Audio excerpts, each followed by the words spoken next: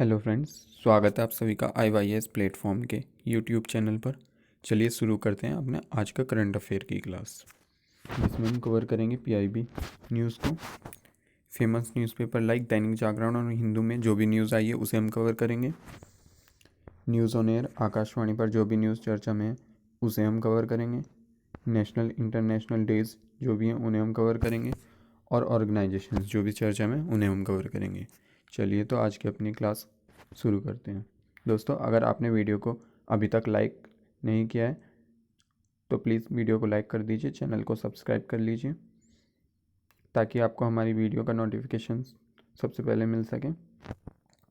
चलिए अपनी क्लास देखते हैं। पहली न्यूज़ देखते हैं। राष्ट्रीय कृमि मुक्ति दिवस 10 फरवरी को सेलिब्रेट किया गया।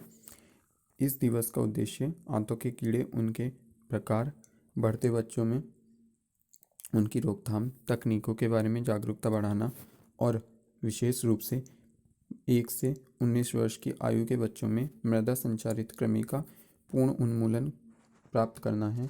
स्वास्थ्य एवं परिवार कल्याण मंत्रालय ने इसे 2015 में लॉन्च किया था और भारत में लगभग 241 मिलियन बच्चों को मृदा संचारित कृमि से संक्रमण का खतरा है। ये आप देख सकते हो। कृमि से छुटकारा, सेहतमंद भविष्य हमारा 10 फरवरी को मनाया जाता है और 2015 में पहली बार मनाया गया था। प्रतिवर्ष मनाया जाता है, तो न्यूज़ इम्पॉर्टेंट है, याद रखिए। 10 फरवरी को ही एक और दिवस मनाया जाता है, विश्व दलहन दिवस के रूप में मनाया जाता है और संयुक्त राष्ट्र द्वारा ये मनाया जाता है बर्ड पल्सेस डे। दालों का कितना महत्व है आपको भी पता ही होगा। 10 फरवरी को हर वर्ष विश्व दलहन दिवस के रूप में मनाया जाता है और यह 2009 से संयुक्त राष्ट्र द्वारा मनाया जा रहा है। ये आप देख सकते हैं। संयुक्त राष्ट्र ने वर्ष 2016 को दलहन का अंतर्राष्ट्रीय वर्ष घोषित किया था। संयुक्त राष्ट्र को वर्ष 2050 तक दलहन की खेती को दोगुना करने की उम्मीद है। विश्व दलहन दिवस 2022 की विषय वस्तु pulses to empower youth in achieving sustainable agri food system है। तो याद रखिए आप इसकी थीम क्या है और ये कब मनाया जाता है, 10 फरवरी को। चलिए अगली न्यूज़ देखते हैं। यूनाइटेड किंगडम के खिलाफ ब्रसेल्स द्वारा पहला पोस्ट ब्रेक्जिट केस शुरू हुआ है। आपको पता होगा कि यूरोपियन यूनियन से बाहर आ गया था ब्रिटेन, तो उसी को लेकर ये न्यूज़ है कि यूरोपीय आयोग ने यूनाइटेड किंगडम के खिलाफ पहला पोस्ट ब्रेक्जिट केस शुरू किया है। उत्तरी आयरलैंड प्रोटोकॉल में संभावित बदलावों पर लंदन और ब्रसेल्स में बातचीत बंद होने के कारण अभिनिर्देश आया है। ब्रिटेन के प्रधानमंत्री बोरिस जॉनसन ने प्रोटोकॉल के अनुच्छेद 16 को फिर से शुरू करने की धमकी दी, जो ग्रेट ब्रिटेन और उत्तरी आयरलैंड के बीच वस्तुओं पर कुछ जांच को निलंबित कर देगा। ठीक है, अगली न्यूज़ देखते हैं। प्रधानमंत्री किसान संपदा योजना 4600 करोड़ रुपए की लागत के साथ मार्च 2026 तक प्रधानमंत्री किसान संपदा योजना को बढ़ा दिया गया है। इसकी समयावधि को बढ़ा दिया गया है। खाद्य प्रसंस्करण मंत्रालय के अनुसार इसकी प्रमुख योजना प्रधानमंत्री किसान संपदा योजना को 4600 करोड़ रुपए के आवंटन के साथ मार्च 2026 तक बढ़ा दिया गया है। मई 2017 में केंद्र सरकार ने 6000 करोड़ रुपए की लागत के साथ संपदा, कृषि समुद्रीकरण, प्रसंस्करण और कृषि प्रसंस्करण समूहों के विकास की योजना शुरू की थी। अगस्त 2017 में इस योजना का नाम बदलकर प्रधानमंत्री किसान संपदा योजना कर दिया गया था। तो ये न्यूज़ काफ़ी इम्पोर्टेंट है, आप याद रखिए कि इसे 2026 तक बढ़ा दिया गया है, इसलिए इम्पोर्टेंट है। विश्व बैंक के पूर्व सलाहकार प्रदीप शाह को फाइज़र इंडिया का अध्यक्ष बनाया गया है। ये आप देख सकते हैं। फाइज़र इंडिया ने आर शाह के इस्तीफे के बाद प्रदीप शाह को अपने बोर्ड का अध्यक्ष नियुक्त किया है। प्रदीप शाह पूर्व प्रबंध निदेशक और credit rating information services of India limited CRISIL, आपने सुना होगा, इसके संस्थापक सदस्य हैं। प्रदीप शाह ने यूसेड, विश्व बैंक और एशियन डेवलपमेंट बैंक के सलाहकार के रूप में भी काम किया है। वर्तमान में इंडोनेशिया फंड एडवाइजर्स के ये अध्यक्ष हैं। यूसेड, मैंने कल या परसों की न्यूज़ में बताया है कि यूसेड क्या होता है। नीति आयोग ने यूसेड के साथ मिलकर एक योजना शुरू की है। तो आप मुझे कमेंट में बता सकते हैं कि यूसेड की फुल फॉर्म क्या है। चलिए नेक्स्ट न्यूज़ देखते हैं। राजस्थान में 10 के मेगावाट की मतलब 10,000 मेगावाट की सौर परियोजनाएं स्थापित करने के लिए THDC ने LOI पर हस्ताक्षर किए हैं। ठीक है, राज्य के स्वामित्व वाली THDC इंडिया लिमिटेड ने राजस्थान में 10,000 करोड़ रुपए के निवेश के साथ 10,000 मेगावाट सौर ऊर्जा परियोजना के निर्माण के लिए एक समझौते पर हस्ताक्षर किए हैं। THDC इंडिया लिमिटेड ने अगस्त 2021 में नवीकरणीय ऊर्जा पार्क परियोजनाओं की स्थापना के लिए 10,000 मेगावाट के आशय पत्र पर हस्ताक्षर किए हैं। यह 2030 तक 500 गीगावाट की रिन्यूएबल एनर्जी क्षमता लक्ष्य में भी योगदान देगा। तो ये न्यूज़ भी काफ़ी इम्पोर्टेंट है क्योंकि 10,000 मेगावाट की सौर परियोजना के लिए हस्ताक्षर किए गए हैं राजस्थान सरकार द्वारा, जो संधारणीयता के क्षेत्र में या रिन्यूएबल एनर्जी का योगदान बढ़ाने में भारत के लक्ष्यों को, जो भारत के लक्ष्य हैं उनमें पूरा करने में बहुत बड़ा योगदान करेगा। इसलिए न्यूज़ इम्पॉर्टेंट है। चलिए अगली न्यूज़ देखते हैं। दोस्तों, अगर आपने हमारे चैनल को अब तक सब्सक्राइब नहीं किया है तो प्लीज़ चैनल को सब्सक्राइब कर लीजिए। अगर वीडियो को लाइक नहीं किया है तो लाइक कर दीजिए और वीडियो को अंत तक देखिए। चलिए अगली न्यूज़ देखते हैं। पिछले 5 वर्षों में भारत को 339 बिलियन डॉलर का FDI प्राप्त हुआ है।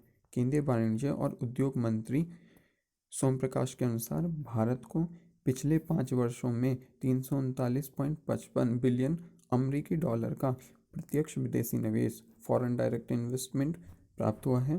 प्रत्यक्ष विदेशी निवेश प्रवाह 2014-15 में लगभग 45 बिलियन डॉलर से लगातार बढ़कर 2021 में 81.97 बिलियन डॉलर हो गया है। वित्त वर्ष 19-20 के दौरान भारत में FDI प्रवाह 74 बिलियन डॉलर रहा। तो ये आप न्यूज़ याद रखिए क्योंकि FDI भी पूछ लिया जाता है कि पिछले 5 वर्षों में कितना FDI आया है। तो 339.55 बिलियन डॉलर का FDI आया है पिछले 5 वर्षों में। न्यूज़ इंपॉर्टेंट है। चलिए अगली न्यूज़ देखते हैं। 25 करोड़ से अधिक अनौपचारिक कर्मचारी हैं ई-श्रम प्लेटफॉर्म पर पंजीकृत। आपको पता होगा कि हाल ही में माननीय प्रधानमंत्री जी द्वारा ई-श्रम पोर्टल लॉन्च किया गया था, जिस पे जो भी हमारे अकुशल श्रमिक हैं तो वो रजिस्टर कर सकते हैं, जिससे उन्हें एक कार्ड मिलता है, श्रम कार्ड, जिसमें कुछ आर्थिक सहायता भी दी जा सकती है समय के अनुसार। तो अब तक उस पर 25 करोड़ से ज़्यादा लोग रजिस्टर कर चुके हैं, मतलब वो इनफॉर्मल कर्मचारी हैं, और इसमें 400 विभिन्न व्यवसाय लगभग इनमें रजिस्टर कर चुके हैं। तो देखते हैं न्यूज़ क्या है। श्रम मंत्री भूपेंद्र यादव के अनुसार 400 विभिन्न व्यवसायों में शामिल 25 करोड़ से अधिक अनौपचारिक क्षेत्र के श्रमिकों ने ई-श्रम पोर्टल पर पंजीकरण कराया है। राष्ट्रीय डाटाबेस अनौपचारिक या असंगठित क्षेत्रों के कामगारों को केंद्र राज्य सरकारों की सामाजिक सुरक्षा योजनाओं के वितरण की सुविधा प्रदान करना ई-श्रम पोर्टल का उद्देश्य है। तो ये न्यूज़ इम्पॉर्टेंट है, याद रखिए आप कि 25 करोड़ से अधिक लोगों ने इस पर रजिस्ट्रेशन कर दिया है। अगली न्यूज़ देखते हैं। आधिकारिक तौर पर वर्ल्ड बुक ऑफ रिकॉर्ड द्वारा प्रमाणित हुई अटल सुरंग। ये मैंने आपको कल ही न्यूज़ आपको बता दी थी कि अटल सुरंग को वो मिल चुका है सर्टिफिकेट। अटल सुरंग को आधिकारिक तौर पर UK स्थित वर्ल्ड बुक ऑफ रिकॉर्ड द्वारा 10,000 फीट से ऊपर दुनिया की सबसे लंबी राजमार्ग सुरंग के रूप में प्रमाणित किया गया है। सीमा सड़क संगठन द्वारा के महानिदेशक लेफ्टिनेंट जनरल राजीव चौधरी ने पुरस्कार प्राप्त किया। तो ये भी याद रखिए आप कि सीमा सड़क संगठन के महानिदेशक कौन है? लेफ्टिनेंट जनरल राजीव चौधरी जी हैं। और रोहतांग दर्रे के बीच नीचे बनी 9.02 किलोमीटर लंबी अटल सुरंग का निर्माण मनाली लेह राजमार्ग पर किया गया है और 3 अक्टूबर 2020 को इसे प्रधानमंत्री मोदी जी द्वारा राष्ट्र को समर्पित किया गया था। न्यूज़ काफ़ी इम्पोर्टेंट है, याद रखिए आप। एक तो ये भी याद रखिए कि BRO के कौन लेफ्टिनेंट जनरल महानिदेशक कौन है, तो ये राजीव चौधरी जी हैं और सर्टिफिकेट मिल चुका है इसे सबसे ऊंचाई पर बनी सड़क का और सबसे लंबी सड़क का। 9.02 किलोमीटर इसकी लंबाई है, याद रखें। चलिए नेक्स्ट न्यूज़ देखते हैं। भारतीय रिजर्व बैंक की मौद्रिक नीति, रेपो दर 4% पर अपरिवर्तित। आपको पता होगा ये हमारे गवर्नर हैं शक्तिकांत दास जी और ये रिजर्व बैंक का लोगो है। ये भी याद रखिए कि रिजर्व बैंक के लोगों में क्या क्या है, तो ये आप याद रखिए। अब न्यूज़ पढ़ते हैं अपनी। तो आपको पता होगा कि जब से कोरोना आया है तब से ही रिजर्व बैंक ने अपनी मौद्रिक नीति की जो बैठक है, कई बार बैठक कर ली है, लेकिन फिर भी रेपो रेट में परिवर्तन नहीं किया है। Repo rate reverse repo rate में कोई खास परिवर्तन नहीं किया है। तो जो रेपो रेट कम करके रखी गई थी तो वो 4% पर रखी गई थी, तो अभी तक भी आरबीआई ने उसको नहीं बदला है।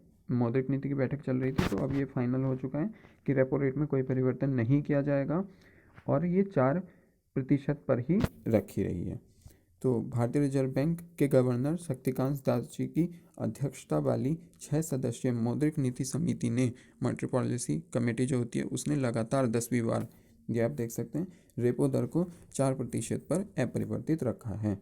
आरबीआई ने एक समायोज्य रुख बनाए रखा और रिवर्स रेपो दर को 3.35%, सीपीआई मुद्रास्फीति लक्ष्य को 5.3% पर अपरिवर्तित रखा। अगले वित्तीय वर्ष 2022-23 के लिए वास्तविक सकल घरेलू उत्पाद की वृद्धि 7.8% पर होने का अनुमान है। याद रखिए आप कि रिवर्स रेपो 3.35%, रेपो 4% और मुद्रास्फीति लक्ष्य 5.3%, सीपीआई जिसे बोलते हैं। और अगले वर्ष का जीडीपी अनुमान कितना है? 7.8%। ये अलग अलग संस्थाओं द्वारा आंकड़े होते हैं, ये रिजर्व बैंक की मॉनेटरी पॉलिसी द्वारा ये आंकड़े दिए गए हैं, इसलिए इम्पॉर्टेंट है। भारत के रिजर्व बैंक के आंकड़े इम्पॉर्टेंट होते हैं, इसलिए याद रखिए आप। चलिए अगली न्यूज़ देखते हैं। आरबीआई की नीति ने एमएसएमई के लिए एनएसीएच सीमा को 1 करोड़ रुपए से बढ़ाकर 3 करोड़ रुपए कर दिया है। भारतीय रिजर्व बैंक आरबीआई रिजर्व, इसमें आप लोगो देख सकते हो कि साफ दिख रहा है, तो आप ये लोगो जरूर याद रखिए। पूछ लेते हैं कि लोगों में क्या क्या है। भारतीय रिजर्व बैंक की मौद्रिक नीति समिति, मॉनेटरी पॉलिसी कमेटी ने 10 फरवरी को प्राप्य वित्त पोषण के लिए बेहतर बुनियादी ढांचे को सक्षम करके सबसे खराब एमएसएमई क्षेत्र की मदद करने के लिए योजनाओं की घोषणा की है। RBI trade receivable discounting system settlement के लिए नेशनल ऑटोमेटेड क्लियरिंग हाउस की जनादेश सीमा को वर्तमान में 1 करोड़ रुपए से बढ़ाकर 3 करोड़ रुपए कर दिया जाएगा। तो ये न्यूज़ इंपॉर्टेंट थी। अगली न्यूज़ देखते हैं। NRAI, national rifle association of India ने अखिल भारतीय बाधिर खेल परिषद के साथ समझौता किया है। ये न्यूज़ इंपॉर्टेंट है। National rifle association of India NRAI ने अखिल भारतीय बाधिर खेल परिषद के साथ एक समझौता ज्ञापन पर हस्ताक्षर किया है, जिसके तहत NRAI श्रवण बाधित निशानेबाजों के लिए हर स्तर पर प्रतियोगिताओं का आयोजन करेगा। AISCD मतलब अखिल भारतीय बाधिर खेल परिषद के अध्यक्ष कौन है? मोहिंदर सिंह, ये आप याद रखिए। इनके अनुसार प्रतियोगिताएं जिला, राज्य, जोनल और राष्ट्रीय स्तर पर होंगी। समझौता ज्ञापन 2029 तक प्रभावी रहेगा। तो न्यूज़ इंपॉर्टेंट है क्योंकि भारत में जो भारत की न्यूज़ है, ऊपर से ये भारत के जो बाधिर खिलाड़ी हैं उनके कल्याण के लिए ये न्यूज़ है, तो न्यूज़ काफ़ी इंपॉर्टेंट हो जाती है। चलिए अगली न्यूज़ देखते हैं। मुंबई दुनिया का 5वां सबसे भीड़भाड़ वाला शहर, दिल्ली 11वां। तो ये तो न्यूज़ वेरी वेरी इंपॉर्टेंट है क्योंकि ऐसी न्यूज़ खैर आती तो आए दिन रहती है। हमारी पॉपुलेशन जितनी बढ़ रही है उस हिसाब से मुंबई दुनिया का 5वां सबसे भीड़भाड़ वाला शहर है, इसमें कोई दो राय नहीं है, और दिल्ली भी 11वां है। तो 9 फरवरी 2022 को जारी टॉम याद रखिए किसने रिपोर्ट जारी करी है, टॉम के 2021 ट्रैफिक इंडेक्स के अनुसार मुंबई 2021 में दुनिया के 5वें सबसे बड़े भीड़भाड़ वाले शहर के रूप में स्थान दिया गया है। बेंगलोर को दुनिया के 10वें सबसे भीड़भाड़ वाले शहर के रूप में स्थान दिया गया है, जबकि दुनिया के 58 देशों के 404 शहरों में दिल्ली 11वें और पुणे 21वें स्थान पर है। तो भारत के 4 शहरों के ये नाम मैंने आपको बता दिए हैं, जिसमें मुंबई सबसे ऊपर 5वें स्थान पर है, मुंबई 11वें स्थान पर है, दिल्ली 10वें स्थान पर है, बेंगलोर और पुणे 21वें स्थान पर है। ठीक है। इस्तांबुल तुर्की के लिए इस 2000 इंडेक्स में दुनिया का सबसे भीड़ भाड़ वाला शहर है। तुर्की ने अपना नाम बदल के तुर्की कर दिया है, ये आप याद रखिए। अब तुर्की नाम नहीं रहा है, तुर्की नाम रहा है तुर्की का। ठीक है, तो न्यूज़ काफ़ी इंपॉर्टेंट है ये। अगली न्यूज़ देखते हैं।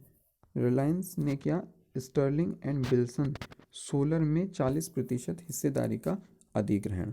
ये आप मुकेश अंबानी जी को देख सकते हैं, ये इनका रिलायंस कंपनी। तो मुकेश अंबानी की रिलायंस इंडस्ट्रीज़ लिमिटेड ने 2,845 करोड़ रुपए में शापूरजी पल्लोनजी समूह की Sterling and Wilson renewable energy limited में 40% हिस्सेदारी का अधिग्रहण पूरा कर लिया है। यह अधिग्रहण तेल से खुदरा समूह को बहु अरब डॉलर का स्वच्छ ऊर्जा पोर्टफोलियो बनाने में मदद करने के लिए किया गया है। रिलायंस न्यू एनर्जी लिमिटेड के पास SWREL की कुल चुकता पूंजी का 40% हिस्सा है। चलिए अगली न्यूज़ देखते हैं। RBI ने डेब्ट मार्केट में FPI की सीमा बढ़ाकर 2.5 लाख करोड़ रुपए कर दी है। भारतीय रिजर्व बैंक ने स्वैच्छिक प्रतिधारण मार्ग के तहत विदेशी पोर्टफोलियो निवेशकों के लिए स्थानीय ऋण बाजार में निवेश करने की सीमा 1 लाख करोड़ बढ़ाकर 2.5 लाख करोड़ रुपए कर दी है। FPI द्वारा सरकार और कॉरपोरेट ऋण प्रतिभूतियों में निवेश के लिए BRR मार्च 2019 में देश में ऋण उपकरणों में स्थिर निवेश की सुविधा के लिए पेश किया गया था। हाल ही में भारतीय रिजर्व बैंक ने कुछ असेट रिकंस्ट्रक्शन कंपनी भी बनाई हैं, तो आप मुझे कमेंट में उनका नाम बता सकते हैं कि कौन सी बनाई हैं। और असेट रिकंस्ट्रक्शन कंपनी का रोल क्या होता है वो भी आप मुझे बताइए, क्योंकि बहुत इंपॉर्टेंट रोल है। बैड बैंक से रिलेटेड इनका रोल होता है, तो आप मुझे कमेंट में बता सकते हैं कि इनका क्या रोल होता है। सरकार ने लगाया ड्रोन के आयात पर प्रतिबंध। ये आप ड्रोन तो देख ही सकते हैं, हर कोई आज के टाइम पर परिचित है, ड्रोन के इतने ज़्यादा यूज़ होते हैं।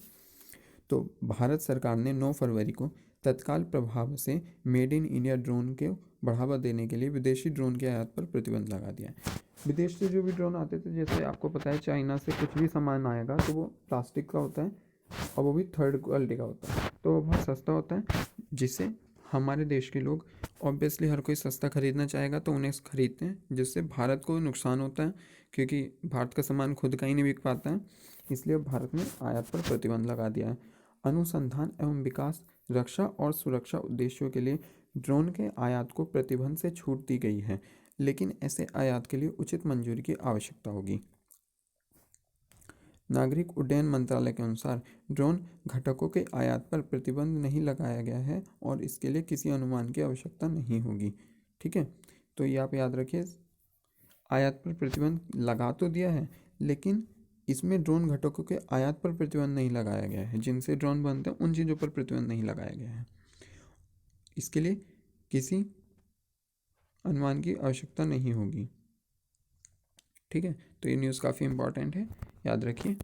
आज के लिए ये कुछ न्यूज़ थी इंपॉर्टेंट, इन्हें आप याद रखिए।